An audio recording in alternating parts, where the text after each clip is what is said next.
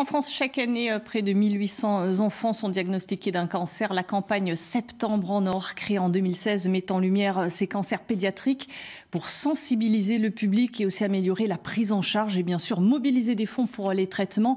On en parle dans quelques instants en direct avec notre invité. Mais d'abord, je vous propose d'écouter le témoignage de Marion, 18 ans. Elle est en rémission d'un cancer du sang. On l'écoute. Que je suis en hôpital de jour. J'essaie de venir lorsque j'ai des grosses journées parce que du coup c'est long un peu à l'hôpital. Rester dans la chambre, des fois ça peut être un peu pesant, donc ça fait du bien de pouvoir faire un peu de sport, se défouler. Ça m'apporte déjà un soutien psychologique parce que je passe un bon moment, on peut discuter, on peut parler de ce qu'on fait la journée, de ce qu'eux ils font aussi avec d'autres enfants.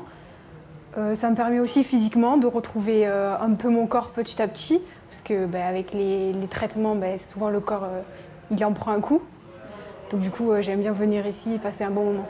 Moralement ça fait du bien parce que ça permet de voir déjà d'autres gens que des gens qu'on connaît du service. Et puis surtout l'équipe elle est super gentille, ils nous font sourire, ils nous font rire. Donc c'est pour ça que j'aime bien venir me dépenser ici. On retrouve en direct le professeur Hervé Chambos. Vous êtes chef de service oncologie, hématologie pédiatrique à l'hôpital Atimone à Marseille. On a écouté ce témoignage. Il faut prendre en considération le fait que ce sont de jeunes patients, pour certains des enfants. Tout à fait. Dans le service, nous accueillons l'ensemble des enfants, c'est-à-dire de 0 à 18 ans, qui sont touchés par un cancer, et ce qui comporte les leucémies, les lymphomes, les tumeurs des différents organes, le cerveau, l'os, le rein, le foie. Tous ces enfants, pour la région, sont pris en charge dans notre service. Ça veut dire qu'il y a un accompagnement particulier, ça c'est important?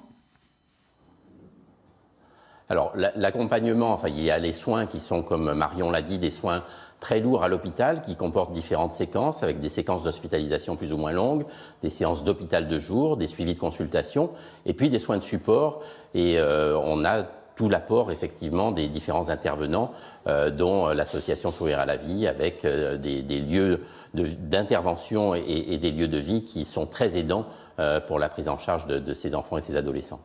Professeur Hervé Chambos, il faut aussi trouver des fonds pour améliorer aussi les traitements. On peut faire mieux. La recherche doit avancer aussi. Alors bien évidemment, les fonds sont, j'allais dire, multi-usages. La recherche doit progresser et on sait très bien que les fonds publics sont insuffisants pour faire avancer la recherche aussi vite qu'on le souhaiterait. Mais les fonds servent également à améliorer le confort, le bien-être, la qualité de vie des enfants et tout ce qui peut être aidant dans le cadre de leur prise en charge et également avec l'après-cancer. Tout ceci est important pour ces enfants.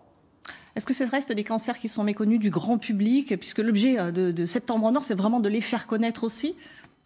Est-ce qu'ils sont différents de ceux des Bien évidemment, on est dans le cadre, on est dans le cadre de la maladie rare.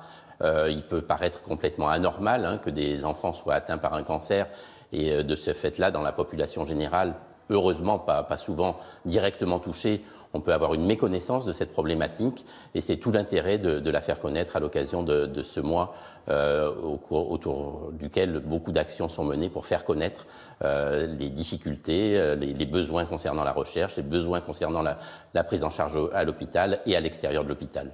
Merci beaucoup d'avoir répondu à ces questions. On a compris donc l'urgence. Septembre en Or, il faut se mobiliser pour